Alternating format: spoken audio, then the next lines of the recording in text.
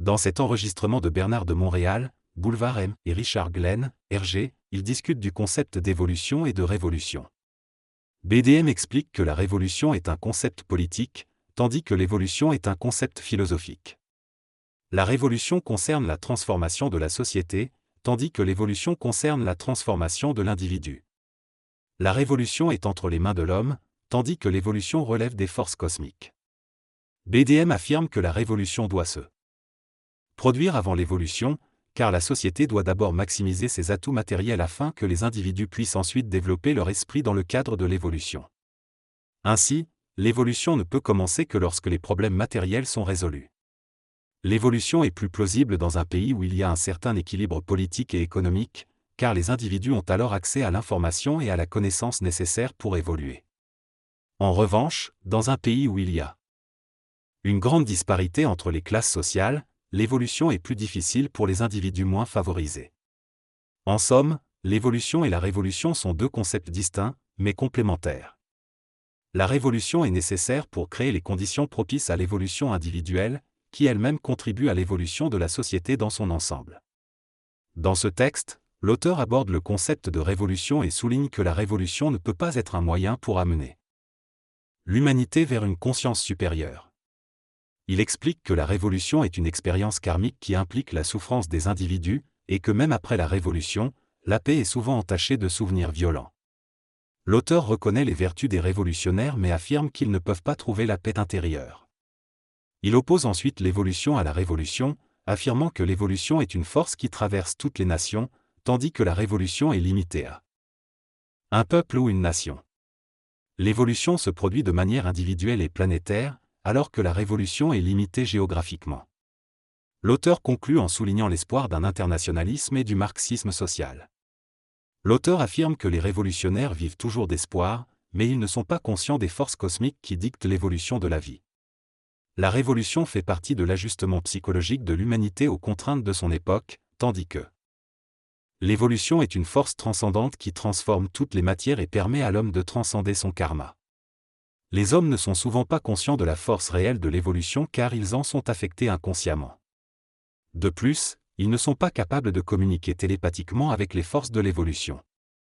La révolution, quant à elle, est cyclique, mais son impact varie selon les époques.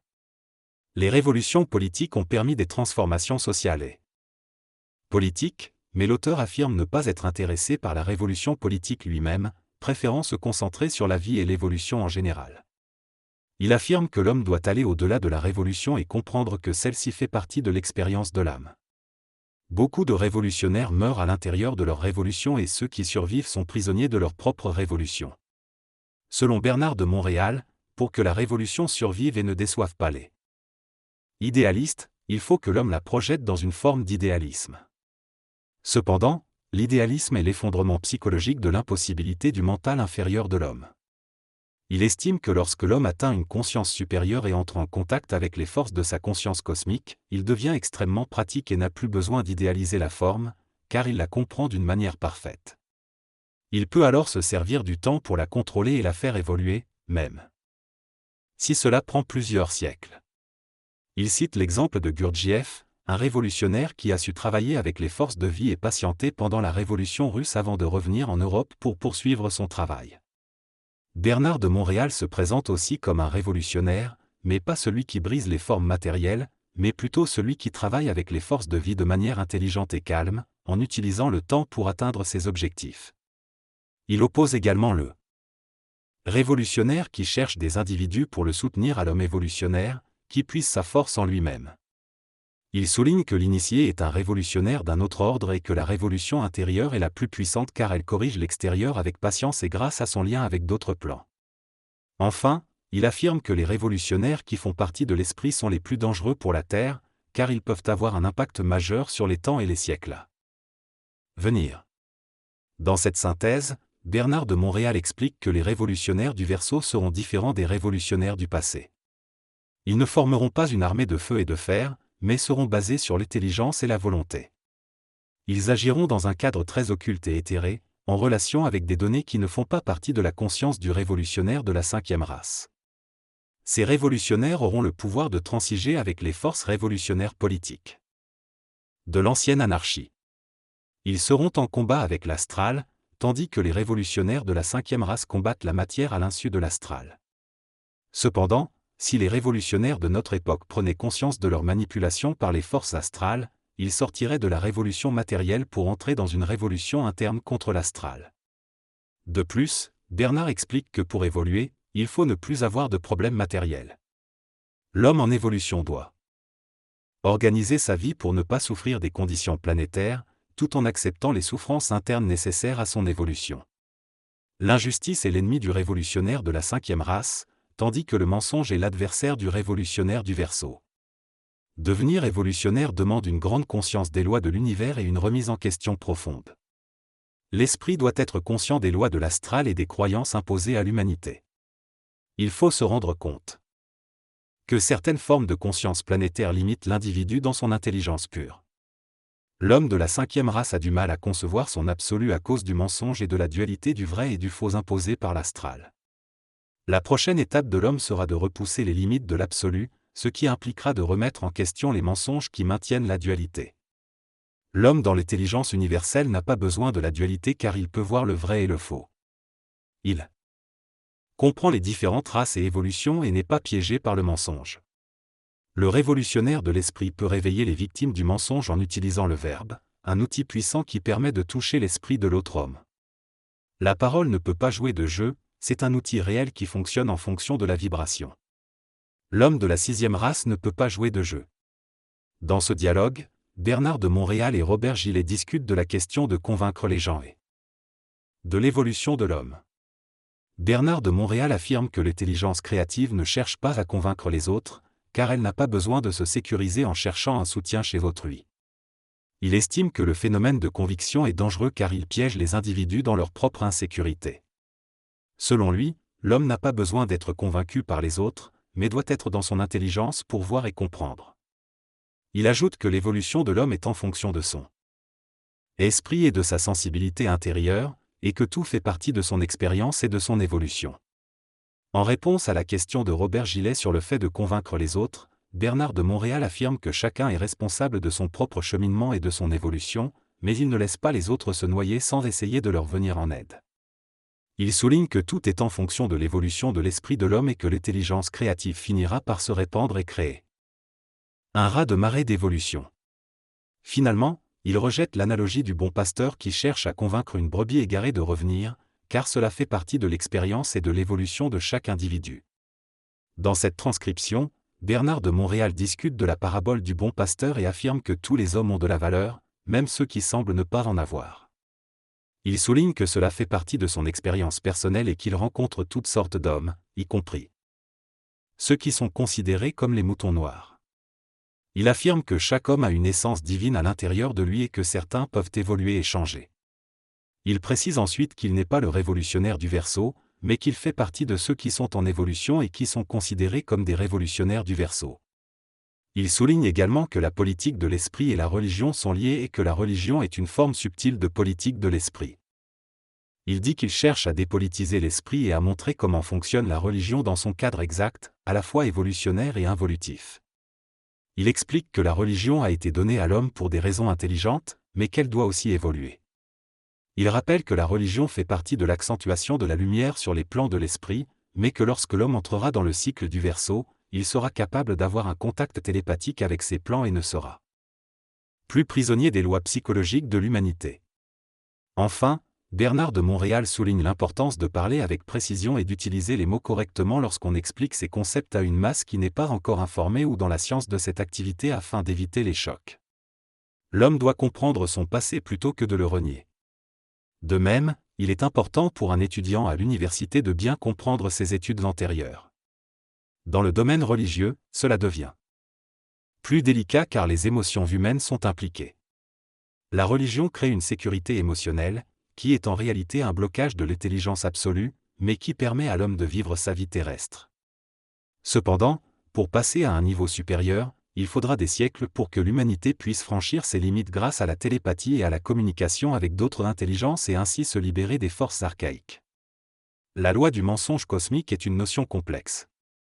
Au début, il y avait 3 forces majeures dans le cosmos, les esprits de la lumière, les esprits de la forme et les forces archaïques.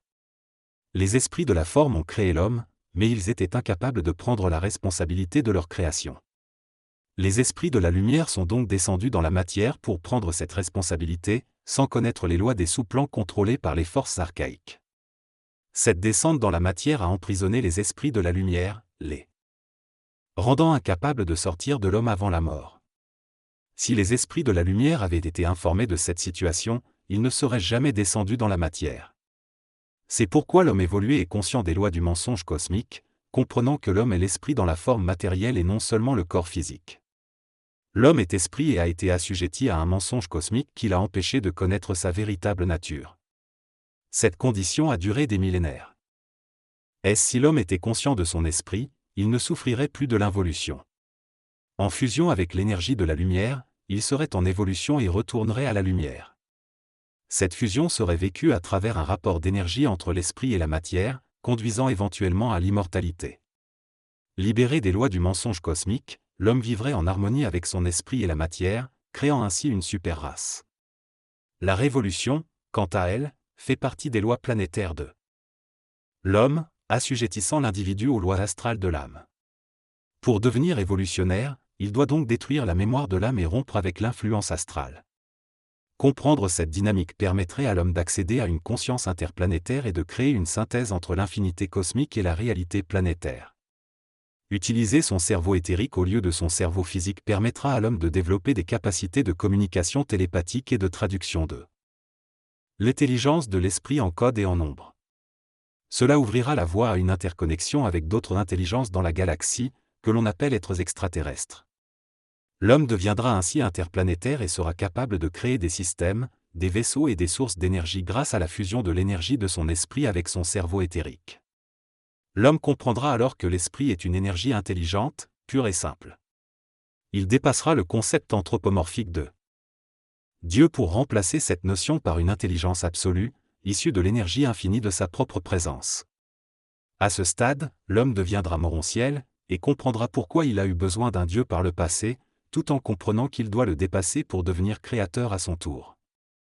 Cette énergie infinie existe dans tout le cosmos et est présente en chaque être humain.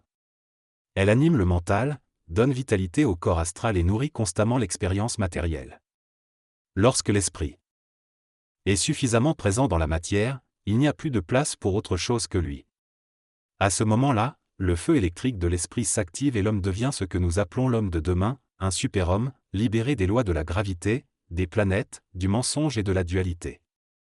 Il devient créatif et représente un nouvel aspect de la conscience atomique dans le monde matériel. Le fait que nous soyons de plus en plus contactés par des extraterrestres créatifs est un symptôme de notre proche évolution vers ce niveau. Cependant, l'homme doit d'abord prendre conscience de sa propre nature extraterrestre et de sa capacité à être interplanétaire. Une fois cette réalisation intégrée, les échanges entre les hommes de différentes planètes pourront pousser encore plus loin les domaines de la science. En ce qui concerne les animaux sur Terre, leur évolution n'est pas l'objectif principal de l'homme. L'accent est mis sur le retour à la source de l'homme lui-même. Cela ne signifie pas qu'il ne faut pas prendre en compte le sort des animaux ou des règnes inférieurs, mais l'évolution humaine est la priorité dans ce contexte. La question posée concerne la relation de l'homme avec les règnes animales, végétales et minérales. Les intervenants soulignent que tant que l'homme ne s'occupe pas de lui-même et ne se connecte pas avec son esprit et son évolution, il ne pourra pas convenir avec ces règnes. Les plantes n'ont pas de problème car les problèmes d'évolution relèvent de l'incompétence de l'intelligence humaine. Les animaux et les plantes commencent à avoir des problèmes à cause de l'homme. Les intervenants affirment que la question la plus pressante de l'humanité est l'évolution de l'homme, qui doit passer de l'involution à l'évolution, se reconnecter à son identité individuelle et utiliser ses capacités créatives. Il est mentionné que si l'homme ne corrige pas sa vie, il subira les conséquences de son action, telles que les éruptions volcaniques, les tremblements de terre et les famines. En conclusion, il est nécessaire que l'homme se corrige intérieurement pour corriger sa relation avec les autres règnes. Selon Bernard, la révolte de l'homme est une partie intégrante de la descente de l'esprit dans la matière. L'homme ne peut pas se révolter tant qu'il ne subit pas cette descente d'énergie en lui. Cette révolte est créée par l'esprit et se manifeste par une réaction humaine contre cette puissante descente d'énergie. Cependant, cette révolte est formulée en termes psychologiques pour détruire la mémoire de l'âme. En pénétrant dans la matière, la partie immatérielle de l'homme fait vibrer les matières subtiles jusqu'au mental, ce qui peut entraîner une réorganisation des matières en fonction de la mémoire que l'homme possède de son passé. Ainsi, la révolte de l'homme de demain ne sera pas semblable à la révolte des plans inférieurs, elle sera plus philosophique dans le sens où l'homme peut la comprendre, mais également plus réelle. Dans un autre sens que l'homme ne peut pas comprendre. Les forces volcaniques et telluriques de la Terre, qui sont contrôlées par des forces archaïques, peuvent également causer des souffrances pour l'homme en raison de son lien astral avec ces forces à travers sa mémoire. Cependant, en étant en contact télépathique avec son esprit et son intelligence créative, l'homme peut éviter de subir les conséquences de ses activités telluriques. Dans cette discussion, il est souligné que l'homme conscient et évolué ne devrait pas être affecté par les conditions des règnes inférieurs comme la Terre, les volcans ou les forces archaïques. Les règnes inférieurs existent pour soutenir les vibrations plus élevées de l'homme. Ainsi, même en cas de famine ou de radioactivité, l'homme conscient est protégé par l'énergie de son double qui protège ses différents corps. Les notions de superstition, d'enfer et de peur sont considérées comme des notions astrales de l'humanité, auxquelles l'homme conscient n'est pas affecté. L'intégration et l'unité entre les différents corps de l'homme éliminent la crainte. En ce qui concerne l'extermination des Juifs pendant la guerre, il est mentionné que bien que certains se soient soumis par peur, d'autres ont pu faire preuve de courage grâce à leur connaissance des enseignements sacrés. Dans cette conversation, Bernard de Montréal affirme que la plupart des Juifs ne connaissent pas la Kabbale et que la même chose était vraie autrefois pour les catholiques. La Bible. Il explique que seuls quelques Juifs se consacrent à l'étude de la Kabbale en fonction de leur évolution spirituelle, de leur philosophie et de leur sensibilité. Il affirme également que de nombreuses traditions ésotériques parlent du retour du Messie ou de l'ère du Verseau, soulignant que ces idées font partie des réalités éternelles connues par ceux qui sont en relation avec l'intelligence supérieure. Il affirme que rien n'est nouveau sous le soleil et que tout est prédéterminé. Il ajoute que ceux qui sont en relation avec l'intelligence connaissent les événements à venir et que cela nécessite simplement une compréhension symbolique. Bernard de Montréal explique que la fin d'un cycle est un événement extraordinaire du point de vue cosmique, mais que du point de vue humain, elle peut sembler chaotique et désintégrée. Cependant, il soutient que la fin d'un cycle est en réalité la création d'une nouvelle race ou d'une nouvelle réalité. Il souligne également que l'émotion humaine peut entraver la capacité de l'homme à vivre pleinement et positivement la fin d'un cycle, et que la maîtrise de cette énergie émotionnelle est essentielle pour une expérience victorieuse de cette transition. Selon l'auteur, pour avancer dans l'évolution de la conscience, il est important de ne pas laisser cette énergie transformer et bouleverser ses croyances et son statu quo psychologique. Ceux qui sont capables de l'empêcher et de la supporter iront loin. Cependant, ceux qui sont faibles émotionnellement ou insécures dans leurs émotions ne pourront pas supporter le choc de cette énergie qui altère la mémoire et introduit une nouvelle intelligence propre à l'ère du Verseau. L'ère du Verseau est l'ère de l'intelligence cosmique. Après le Verseau, il y aura une autre ère, celle de la volonté. Ceux qui ne sont pas marqués par cette évolution doivent redéfinir leur expérience et réfléchir à des aspects à améliorer. La transformation de l'homme se fera par le feu électrique de l'esprit, brûlant tout sur son passage. La nouvelle race ne se caractérisera pas par des conceptions philosophiques ou spirituelles, mais par sa capacité à supporter la nouvelle vibration de la vie. Ceux qui sont marqués continueront leur évolution, tandis que ceux qui ne sont pas marqués devront retourner dans le monde de la mort pour un nouvel apprentissage, dans des corps plus perfectionnés et au sein d'une civilisation plus évoluée. Les événements futurs se dérouleront ainsi, permettant à l'homme de la nouvelle race de comprendre ce que l'homme de l'ancienne race devra emporter dans le monde astral pour étudier et reconnaître les signes de l'évolution de la conscience. Il est important d'exorciser les forces archaïques dans le monde matériel en les comprenant grâce à un contact minimal avec notre intelligence créative. Cela nécessite une transmutation et une souffrance que les hommes de la nouvelle race devront tous subir. Ceux qui ne pourront pas la supporter la vivront ultérieurement, bénéficiant ainsi de l'expérience des autres. Dans cet extrait, l'auteur affirme que la souffrance est essentielle à l'évolution. Il explique que les personnes fortes soutiennent les personnes faibles, et que cela fait partie de la hiérarchie de la vie. Les politiciens et les leaders ont également leur rôle à jouer dans cette évolution, car ils apportent la force et le courage nécessaires pour gérer des situations difficiles. Cependant, l'auteur envisage une nouvelle race, la 6e race, dans laquelle il n'y aura plus de conflit de pouvoir, mais une conscience universelle. Cette nouvelle race aura également une nouvelle psychologie basée sur l'intelligence et la vibration, et elle se développera progressivement sans heurts majeurs. Il est important d'avoir des leaders forts dans une race, car ils sont les parents de cette nouvelle race. L'auteur prévoit également des chocs au niveau de la conscience planétaire, mais ces chocs seront vécus individuellement et permettront la fusion avec l'intelligence, ce qui entraînera une continuité de l'évolution. Dans cette conversation, il est question de repousser les limites de l'absolu et de la nouvelle mémoire de l'humanité. L'ego est considéré comme un obstacle à surmonter pour canaliser l'énergie de l'intelligence et explorer les frontières de l'absolu. Quant à la drogue, elle est vue comme le résultat de la sensibilité et de l'absence de réponse dans d'autres domaines tels que l'éducation, la philosophie, la psychologie et la spiritualité. La drogue peut provoquer une expérience astrale et avoir des effets sociaux, mais elle est aussi associée aux forces archaïques et à la décadence. En ce qui concerne la musique et les messages subliminaux, il est mentionné que l'utilisation de la drogue ouvre les centres psychiques et peut mener à l'utilisation de techniques d'incantation et de magie noire. Les forces archaïques sont ravies de cette évolution et il est prévu que d'ici à la fin du siècle, la musique moderne tendra vers la magie noire, à moins que des mesures de contrôle ne soient prises. Dans cette discussion entre Hergé et Boulevard M, ils abordent le sujet de l'antéchrist et de la bête. BDM refuse de parler de l'antéchrist et laisse ces sujets à des personnes spécialisées en ésotérisme. Pour l'homme conscient, ces notions n'ont aucune importance car il a accès à l'esprit et n'est pas concerné par les conditions karmiques de l'humanité. Hergé soulève alors la question du système 666 et de l'adhésion à celui-ci. BDM explique que lorsque l'homme conscient sera en contact avec l'éther, il sera libre et ne sera pas contraint de se soumettre à ce système.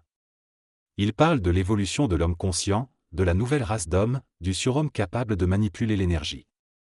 Il souligne que la conscience de l'homme est en constante évolution et que son travail avec cette énergie dépend de l'histoire et de l'organisation matérielle de la Terre. En ce qui concerne la magie, BDM explique que la magie blanche et la magie noire font toutes deux parties de l'astral et que l'homme qui les pratique reste sous l'influence d'autres entités. Dans cette conversation, Bernard de Montréal explique que l'homme de la 6e race, l'homme nouveau, ne pratique ni la magie blanche ni la magie noire, mais possède un pouvoir sur Terre. Il affirme que l'évolution de l'homme lui permettra d'agir sur l'atome par la force de sa pensée ou de sa volonté. Cependant, il précise que cela n'est pas encore vérifiable et relève davantage de l'espoir ou de la croyance. Il souligne que l'intelligence n'a pas de croyance, mais exprime plutôt l'avenir ou le passé de manière absolue. Il explique que savoir n'a rien à voir avec la subjectivité de l'homme, mais est plutôt un état d'esprit. L'intelligence est une condition de vie, qui demande à l'homme de dire ce qu'il doit dire plutôt que ce qu'il veut dire. Bernard de Montréal refuse de parler de la bête ou de l'Apocalypse, car cela ne l'intéresse pas. Elle est davantage tournée vers l'avenir et les possibilités qu'il offre. Il admet être conscient d'être quelqu'un de rare, mais affirme qu'il en rencontre d'autres comme lui de plus en plus souvent. Il plaisante sur le fait d'avoir des rejetons de Bernard dans différentes régions du Québec. Quant à sa limite de temps jusqu'en 1984, il explique simplement qu'il est fatigué et a besoin de se reposer. Enfin, il précise qu'il peut changer d'activité, mais rappelle que cela ne signifie pas qu'il se passera quelque chose d'exceptionnel en 1984. Dans cet extrait, Bernard de Montréal et Hergé discutent de l'importance de l'astral et de la libération de l'homme vis-à-vis de son influence. Bernard de Montréal affirme que les êtres dans l'astral, même s'ils sont haut placés, sont prisonniers de cet état et que cela limite leur compréhension et leur libre arbitre. Il explique que certains individus, comme lui-même, ne sont pas assujettis à l'influence de l'astral et sont donc capables de repousser ses limites. Il argumente que l'homme doit devenir son propre procureur et se libérer des systèmes de croyances et des pensées des autres. Il souligne que l'homme ne peut pas retarder l'avènement de la conscience supramentale sur Terre et ne peut pas empêcher son esprit de s'extérioriser plutôt que de s'intérioriser. En intériorisant son esprit, l'homme a développé des symboles pour se dissimuler face à l'absolu, mais maintenant l'heure est venue de se libérer de cette emprise. Dans cet extrait, R aborde le concept de l'évolution de l'homme et son potentiel à repousser les limites de l'absolu. Il mentionne également la possibilité d'une fusion avec des êtres extraterrestres, mais doute de leur compréhension des concepts ésotériques. Il affirme que le pouvoir de l'esprit descend dans la matière, mais que la subjectivité de l'homme et les tentatives de domination de la conscience atomique l'en empêchent. L'auteur exprime également son intention de parler de l'Antéchrist et du nombre 666. Est-ce seulement aux personnes qui sont prêtes à aborder ces sujets sans se laisser submerger par la signification des mots? En fin de compte, il souligne l'importance de comprendre la nature des mots et comment ils influencent nos vies.